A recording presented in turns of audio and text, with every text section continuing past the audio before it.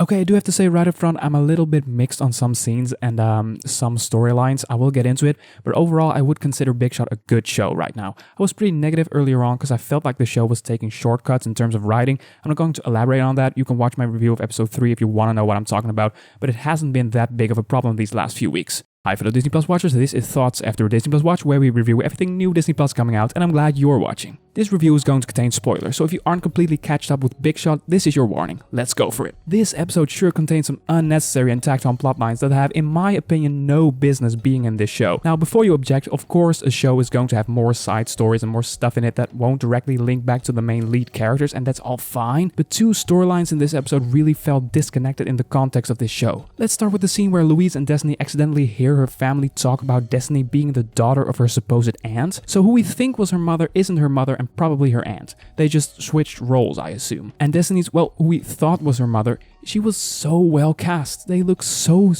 related. It's funny, now that the show is telling me we're switching up these roles, psych, it's not the mother, only now I realize how well she's cast as the mother, and seriously, how rare is it that mother and daughter, or father-daughter, father-son, whatever, look so much alike in these films and series. So I feel really pranked. And for what? Because here is the thing. At least for now, it feels so unnecessary. Does it change Destiny's position within the team? Does it change how she feels about Coach Korn?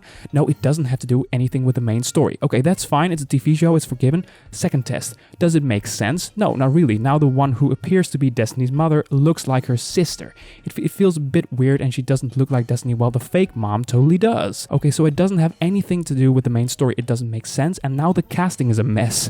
Final question, does it have any impact on the episode? Does it leave anything behind that can be consequential in the future? Am I too whiny about this? Tell me in the comments, but I was really turned off by this storyline. Okay, the second storyline I just need to discuss with you is Mouse and Harper, the new two lovebirds. Now, what the hell? Okay, so it's a bit of a shame that I feel the need to disclaim this, but of course it's not about them being a gay couple. That's totally cute and great. We don't need to get political. But please, I need to know, why is this in the show? Mouse is a suck up to everyone. She's always trying to be friends with everyone and trying to make everyone happy. What does her falling in love with Harper going to offer in the last 2 episodes of this show? What I think they'll probably do is make her so loyal to Harper that she's going to have a fight with Emma, but why introduce something that will put her at odds with Emma? I'm really struggling to get excited about that, to be honest. Maybe, I don't know, I'm going to leave it at this and come back to it later, but maybe this forced love story, we've already got so much love stories in the show, but whatever.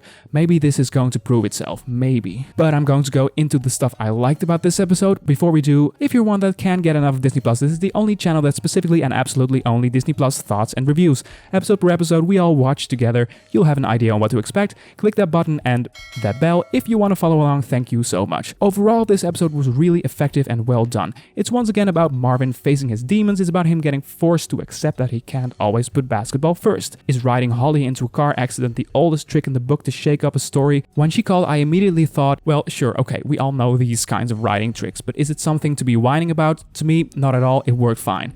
This show is often about the small moments for me too. I just love that every time we see the maintenance guys, they're not working and just taking breaks all the time. I mean, Holly mentions it the first time we see it, but it just cracked me up that the times after that we only get to see them taking breaks. It's the small moments. I mean, the soundtrack taking over after hearing the phone notifications, ba ba ba, and then a few moments later to end the scene, the orchestra repeats, ba ba ba, or well, it's not a real orchestra, but you get it. And you know, the whole theme of this episode, Marvin learning that it's not all about basketball, was well handled. Well done. I mean, when Marvin discovers that the team has been doing the calm corn meme and he just completely loses faith in them for a moment, I'm done with all of you. You know, I definitely felt something there. Is the show quick about it when turning it around the very next scene where he's starting to coach them again? Yeah.